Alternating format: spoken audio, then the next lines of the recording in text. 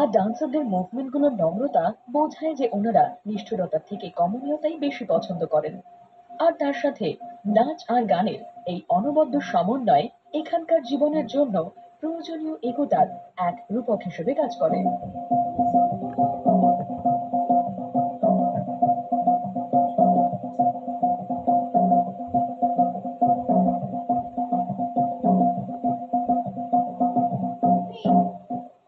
Thank you ladies, thank you gentleman. ও, কি দারুণ একটা কালারফুল শো ছিল।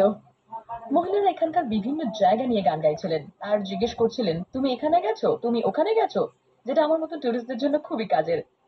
আর তার সাথে এভাবে টাকা উপার্জনটাও বাড়ে। এই কালচারাল শো গুলো এই এলাকার জীবনশৈলী আর ঐতিহ্য টিকিয়ে রাখার একটা দারুণ উপায়। আশা করি এটা এরকমই থাকবে।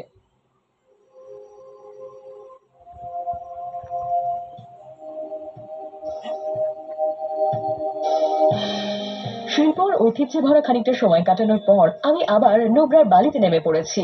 আর এবার আমি চলেছি ব্যাকট্রিয়ান উটের পিঠে চড়ে সূর্যাস্তের দারুণ দৃশ্য উপভোগ করতে।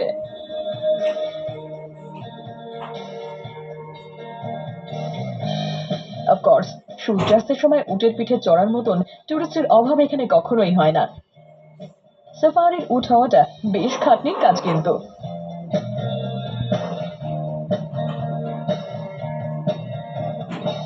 কোনো অ্যাক্টিভিটির সঙ্গে যদি জন্তু জড়িয়ে থাকে তাহলে অবভিয়াসলি সেটা কতটা এথিক্যাল সেটা দেখা জরুরি। এখন আমি উটগুলো যেখানে থাকে সেখানে গেছি আর দেখেছি যে ওদেরকে খুব যত্নের সঙ্গে কিন্তু রাখা হয়, হুইচ ইজ ফ্যান্টাস্টিক। তবে মালিকরা এটাও মানেন যে সরকারের তরফ থেকে আর আন্তর্জাতিক মহল থেকে উটগুলোকে দেখাশোনা করার জন্য আর একটু সাহায্য পেলে ভালো হতো। সেকেন্ড যে জিনিসটা আপনাকে ভাবতে হবে তা হলো এখানে ট্যুরিজম বেড়ে গেলেও উটের সংখ্যা কিন্তু বাড়েনি, সো অবভিয়াসলি ট্যুরিস্টদের থেকে যে টাকা পাওয়া যায় তাতে এই সমস্ত প্রাণীদের প্রেজার্ভেশনটি বেশ ভালোই হয়।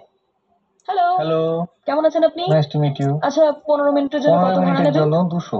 200? হ্যাঁ। ওকে, বেশ, থ্যাংক ইউ। কোন দিক থেকে আমি তাহলে চড়ি? এদিক থেকে হুম উঠবো? হুম হুম হুম। ওকে। আহ, আহ, আহ, আউ, আহ, আহ।